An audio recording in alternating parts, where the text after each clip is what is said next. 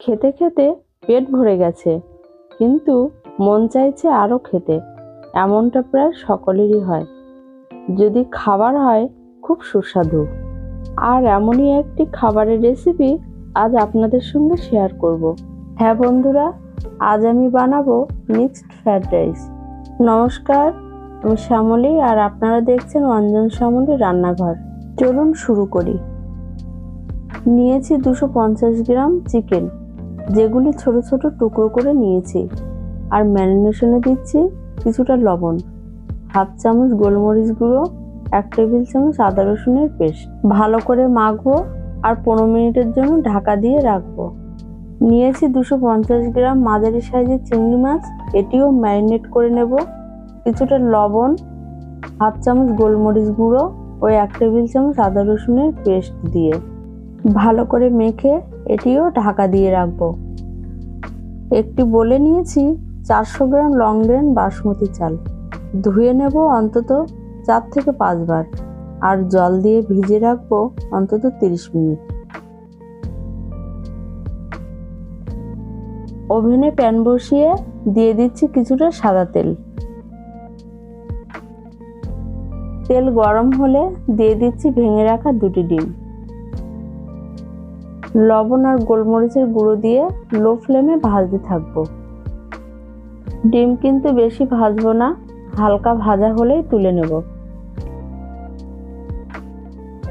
আবারও সামান্য তেল অ্যাড করছি আর দিয়ে দিচ্ছি ম্যারিনেট করে রাখা মাংসের টুকরোগুলি।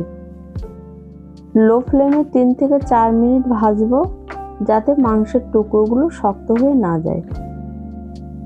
মাংসের জুসিনেস বজায় থাকলে তবেই ফ্রাইড রাইস সুস্বাদু হবে।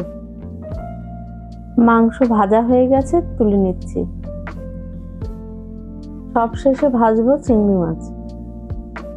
মনে রাখবেন, চিংড়ি প্রথমে ভাজলে চিংড়ির উগ্র সেন্ট ডিম ও মাংসে চলে আসবে, তাই এটি সবসময় শেষে ভাজতে হয়। চিংড়ি মাছ ভাজা হয়ে গেছে, এবার তুলে নিচ্ছি। ওভেনে কড়াই বসিয়ে দিচ্ছি 1 টেবিল চামচ ঘি আর দিচ্ছি কয়েকটি দারুচিনি, এলাচ, লবঙ্গ ও 2টি তেজপাতা। গরম হয়ে ধোঁয়া বেরোতে থাকলে দিয়ে দেব 3 লিটার জল। ঢাকা দিয়ে জল ফুটতে থাকা পর্যন্ত অপেক্ষা করব।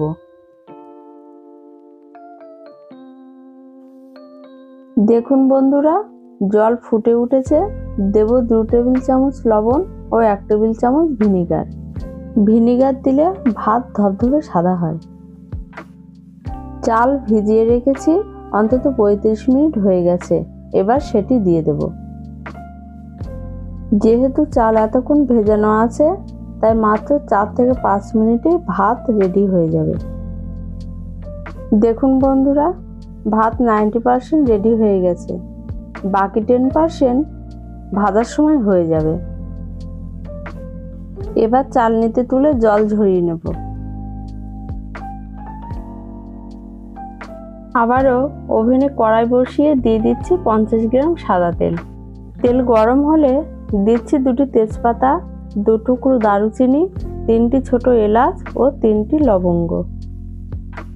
10 থেকে 15 সেকেন্ড ভাজবো আর দেব 8 থেকে 10 কোয়া রসুন কুচি। আরও 10-15 সেকেন্ড ভাজবো।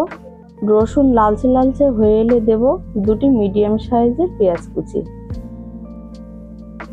পেঁয়াজ এখানে আমি চৌকো চৌকো করে কেটে নিয়েছি।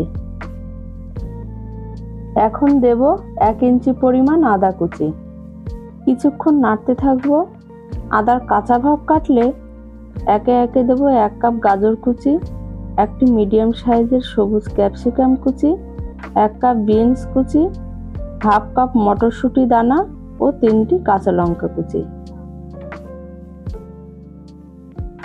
5 থেকে 7 মিনিট ভাজতে ভাজতে দেব স্বাদ অনুযায়ী লবণ, হাফ টেবিল চামচ গোলমরিচ গুঁড়ো, 1 টেবিল চামচ ভিনিগার, হাফ টেবিল চামচ সয়া সস, 1 টেবিল চামচ ঘি ও 2 টেবিল চামচ চিনি।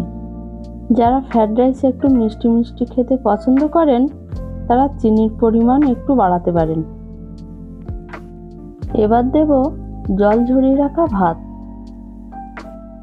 এবার একে একে দেব ভেজে রাখা মাংসের টুকরো, ভেজে রাখা চিংড়ি মাছ আর ভেজে রাখা ডিম।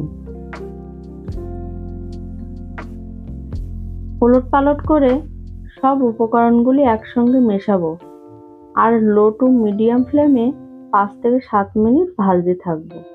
এমনভাবে মেশাবো যাতে ভাত খুন্তিতে কেটে না যায়। এখন কিন্তু আমার মিক্সড ফ্রাইড রাইস একেবারে রেডি। এবার স্প্রিং অনিয়ন ও ধনেপাতা কুচি ছড়িয়ে পরিবেশন করব। কাছাকাছি কোথাও পিকনিকে যাচ্ছেন বা বাড়িতে গেস্ট এসেছে, রেসিপিটা একবার অবশ্যই ট্রাই করবেন। আশা করি সকলে খুব পছন্দ করবে।